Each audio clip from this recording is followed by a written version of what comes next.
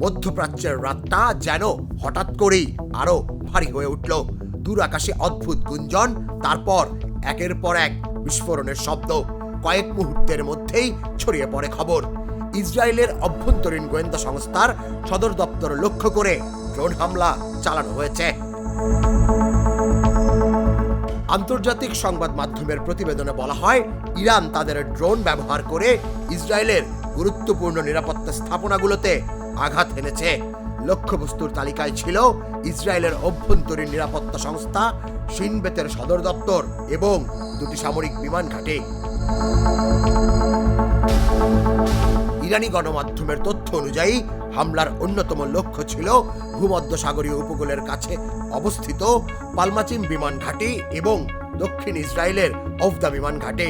হামলার পর এলাকা জুড়ে নিরাপত্তা জোরদার করা হয়েছে বলে জানা গেছে। এই উত্তেজনার মাঝেই সমুদ্রপথেও নতুন উদ্বেগ দেখা দিয়েছে। যুক্তরাজ্য ভিত্তিক সংস্থা ইউকে মেরিটাইম ট্রেড অপারেশন জানায়, 28 ফেব্রুয়ারি থেকে 11 মার্চ পর্যন্ত আরব উপসাগর, হরমুজ প্রণালী ও ওমান উপসাগর এলাকায় মোট 16টি জাহাজে হামলার ঘটনা ঘটেছে। সবশেষ খবর আসে সংযুক্ত আরব আমিরাতের কাছাকাছি সমুদ্র থেকে। সংযুক্ত আরব আমিরাতের জেবেল আলীর উত্তরে একটি কন্টেইনার জাহাজ অজ্ঞাত একটি ক্ষেপণাস্ত্র বা রকেটের আঘাতে ক্ষতিগ্রস্ত হয়েছে।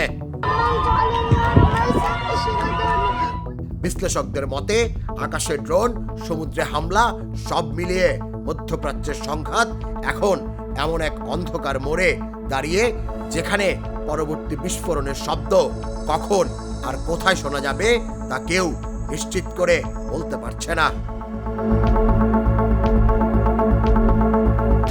তুষার ইসলাম, জাগো নিউজ।